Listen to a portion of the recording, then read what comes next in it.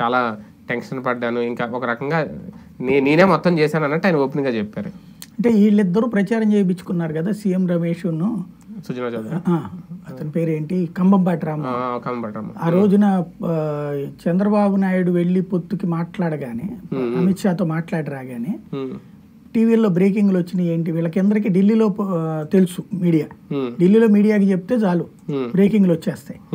కాబట్టి వాళ్ళు అన్ని ఛానల్లో బ్రేకింగ్లు ఏమేమి ఇచ్చుకున్నారు. కంబంపాటి రామ్మోహన్ రావు మొన్న మధ్యన అమిత్ షాని కలిశాడు, దాంతో సెట్ అయింది. అంటే సీఎం రమేష్ నేనే కలిపాను అన్నటువంటిది ప్రచారం చేశాడు. వీళ్ళిద్దరికి ఆ క్రెడిట్ వెళ్ళిపోతుంది.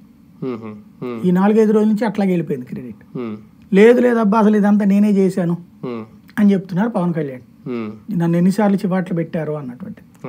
తద్వారా లేదు అసలు ఈ పొత్తు నా వల్లనే కుదిరింది అని ఆయన చెప్తున్నారు. కానీ నిజంగా ఆయన కష్టపడి ఉంటారేమో అని, ఒకవేళ మొదటి నుంచి ఆయన కోరికే కదా ఒక రకంగా ముగ్గురిని కలపాలి అని. కష్టపడ్డారు కానీ ఆయన మాట మీద చేశారా లేదా అంటే అది డౌటే. ఒక బేస్ ఏంటంటే అది ఆయన్ని కూడా పిలిపించి ఆయన సమక్షంలో చేసుంటే మొన్న ఆ పదం ఉండేది.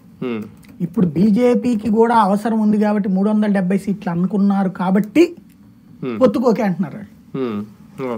లేదు అనుకుంటే ఎప్పుడో జరిగిపోయి ఉండాలిగా. వీళ్ళ పొత్తు ఎప్పుడు ఖరారైపోయింది? కనీసం చంద్రబాబు గారు జైల్లో ఉన్నప్పుడు, జైలు నుంచి బయటకు వచ్చిన టైంలో, అంతకుముందు మోడీ గారితో పవన్ కళ్యాణ్ భేటీ అయినప్పుడే ఇప్పుడు డౌట్ వస్తుంది. అప్పుడే ఏమన్నా చర్చలు జరిగి ఉంటాయి, అప్పుడే ఏమన్నా పవన్ మాట్లాడు